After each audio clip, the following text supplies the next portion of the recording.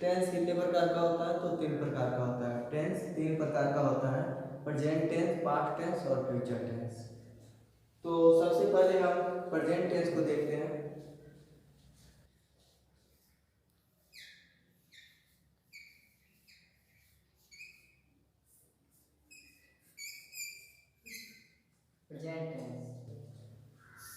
Present tense का 4 भाग होता है।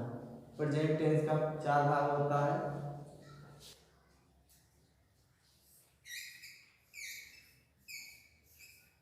Present indefinite,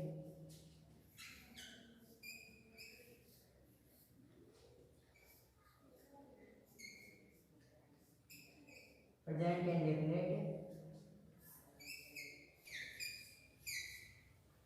present continuous,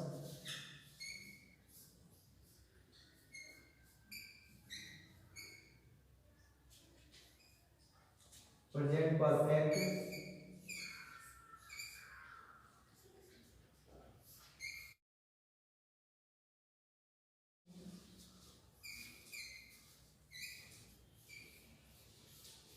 present perfect और present perfect continuous tense.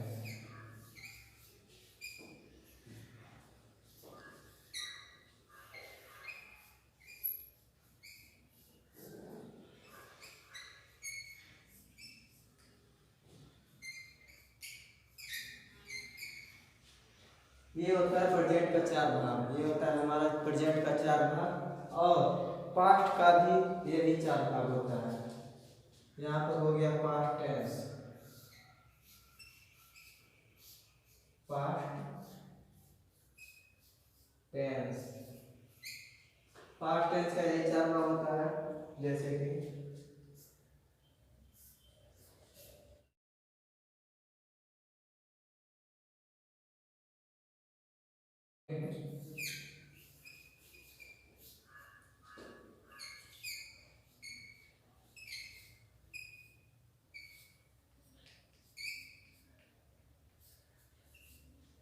Past indefinite, past continuous,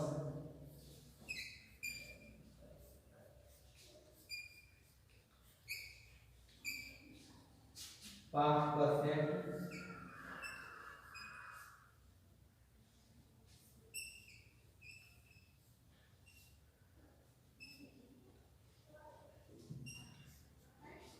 और पास्ट परफेक्ट कंटिन्यूअस टेंस।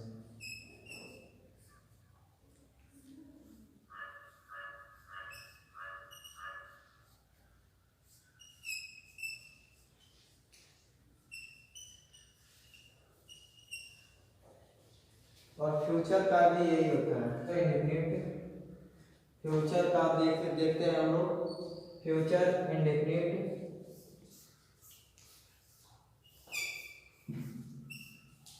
का future indefinite,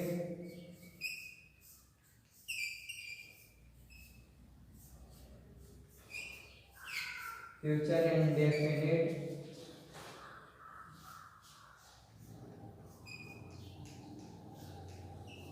future continuous,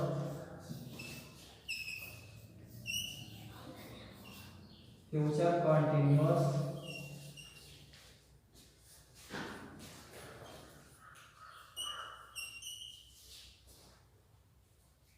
future perfect,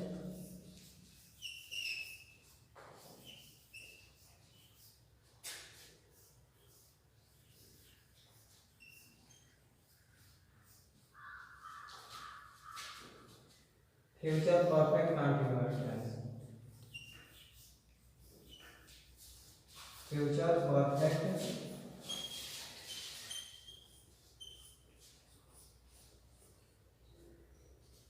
future perfect continuous.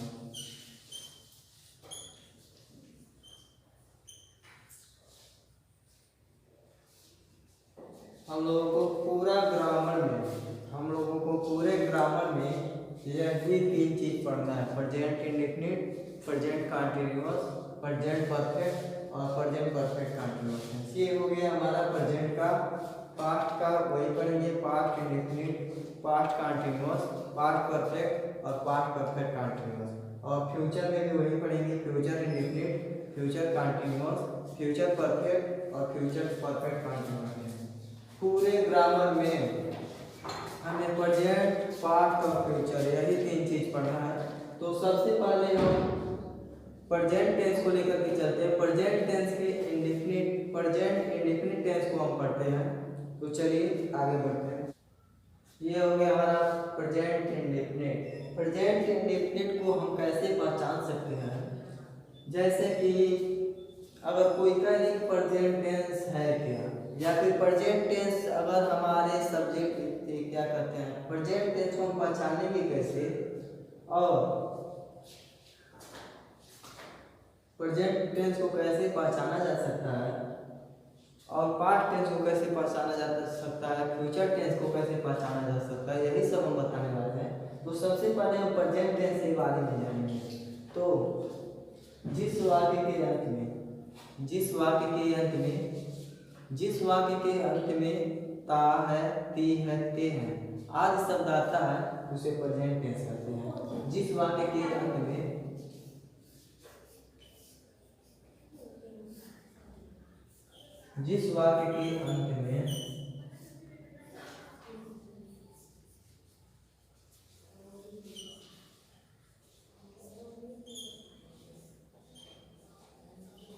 ता है, ती है, ते है आदि शब्द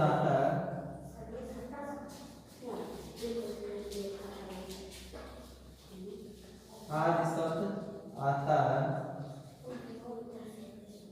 तो उसे प्रेजेंट इंडेफिनिट टेंस कहते हैं। प्रेजेंट इंडेफिनिट टेंस कहते हैं।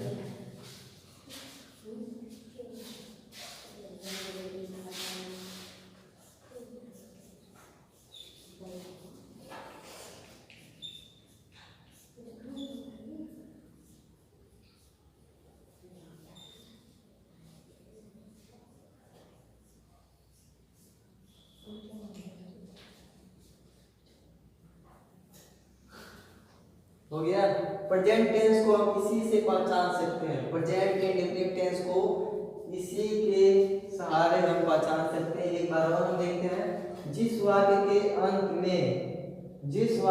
अंत में ता है, ती है, ते है आदि शब्द आता है तो उसे प्रेजेंट टेंस कहते हैं। अंत में ता है, ती है, ते है आएगा तो वही प्रेजेंट टेंस होगा। जैसे कि राम घर जाता है, जैसे कि राम घर जाता है।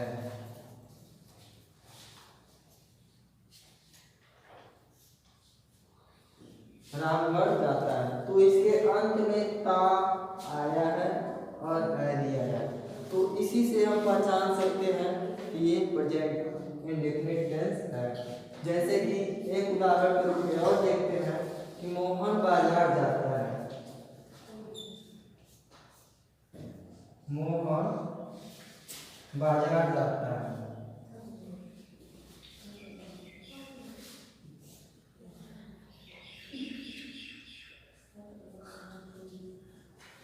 इसके भी अंतिम में ता आया है तो इससे हम पहचानेंगे कि यही हमारा प्रेजेंट टेंस है। अब प्रेजेंट कंटिन्यूअस ये जो हम आज बता रहे हैं ये सिर्फ पहचानने के लिए हम बता रहे हैं, और इसको कैसे बनाया जाएगा उसके विषय में हम अगले दिन बनाएंगे, अगले वीडियो में हम बताएंगे। सिर्फ आज यही आप लोग जानिए कि इसको पहचाना कैसे जाएगा। ये तो हमारा प्रेजेंट इंडेफिनिट टेंस खत्म हो गया। प्रेजेंट कंटिन्यूअस को कैसे पहचाना जाएगा उसके विषय में हम बता रहे हैं।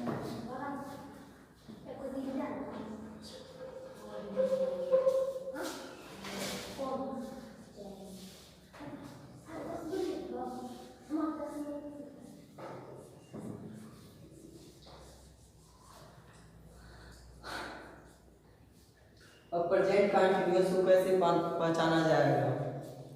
तो जिस वाक्य प्रेजेंट कंटिन्यूअस जिस वाक्य के अंत में जिस वाक्य के अंत में रहा है, रही है, रहे हैं आदि शब्द आता है तो वह प्रेजेंट कंटीन्यूअस टेंस कहलाता है। जिस वाक्य के अंत में ऐसो नहीं, जिस वाक्य के अंत में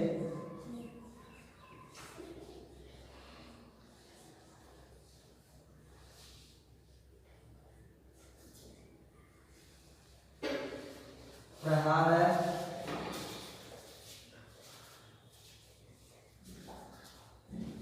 रही है, रहे हैं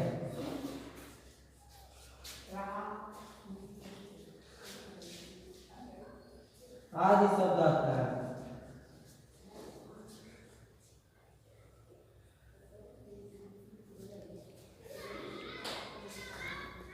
आज शब्द आते हैं तो उसे प्रेजेंट कंटीन्यूअस टेंस कहते हैं।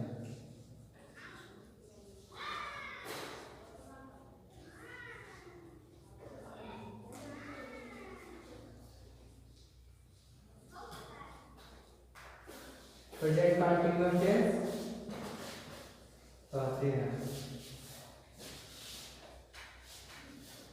देखिए प्रेजेंट कंटीन्यूअस टेंस को कैसे पहचाना जाएगा, प्रेजेंट कंटीन्यूअस टेंस को कैसे पहचाना जाएगा तो देखिए इसका जिस वाक्य के अंत में, जिस वाक्य के अंत में रहा है, रही है, रहे हैं आदि शब्द आता है तो उसे प्रेजेंट कंटीन्यूअस टेंस कहते हैं। जैसे सो हम गीत गा रहा है, सोहन गीत गा रहा है, इसके अंतिम में रहा है, आया है तो इससे यह स्पष्ट होता है कि यह प्रेजेंट कंटीन्यूअस टेंस है।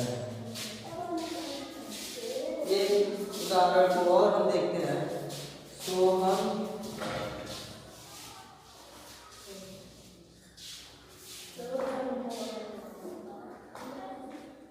खाना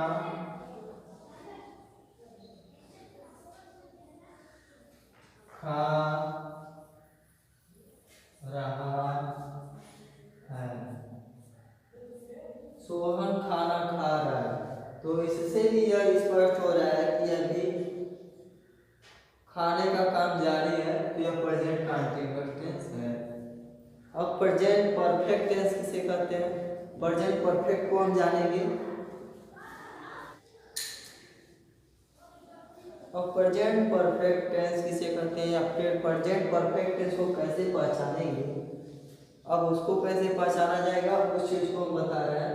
तो प्रेजेंट परफेक्ट टेंस जिस वाक्य के अंत में, जिस वाक्य के अंत में चुका है, चुकी है, चुके हैं आदि शब्द आता है तो उसे प्रेजेंट परफेक्ट टेंस कहते हैं। जिस वाक्य के अंत में चुका है, चुकी है, चुके हैं आदि शब्द आता है उसे प्रेजेंट परफेक्ट टेंस कहते हैं। जिस वाक्य के अंत में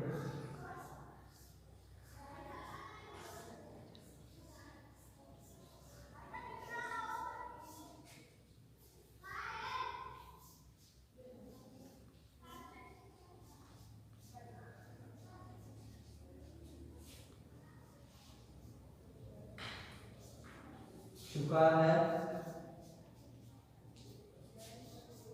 चुकी है, चुके हैं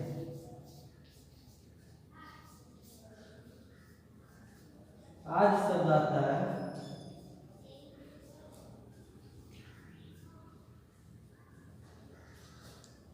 आज शब्द आता है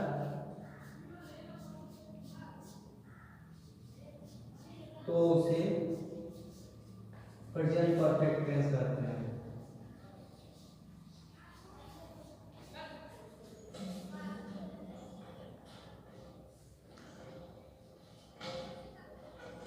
प्रेजेंट परफेक्ट टेंस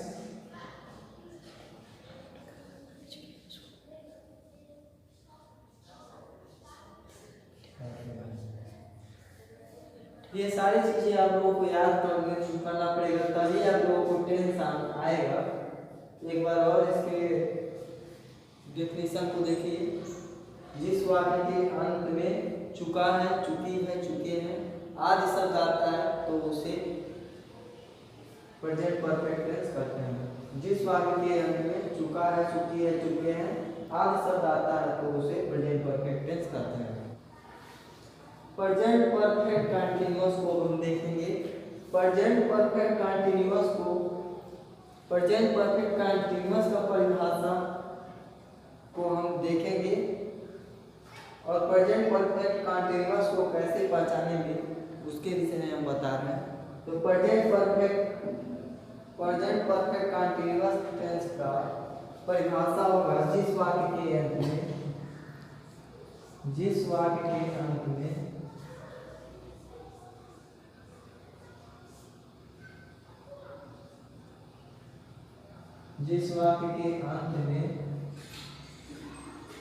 चुका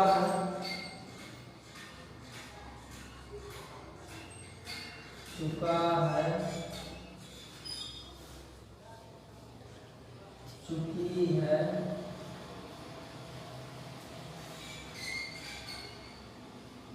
चुके हैं, इसके साथ साथ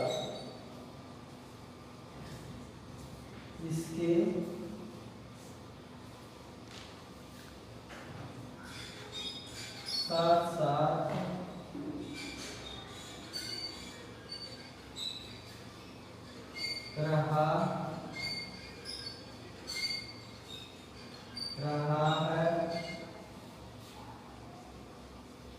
रही है,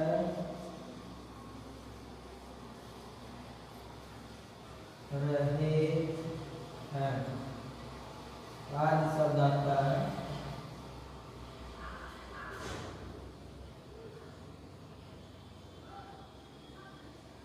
आदि शब्द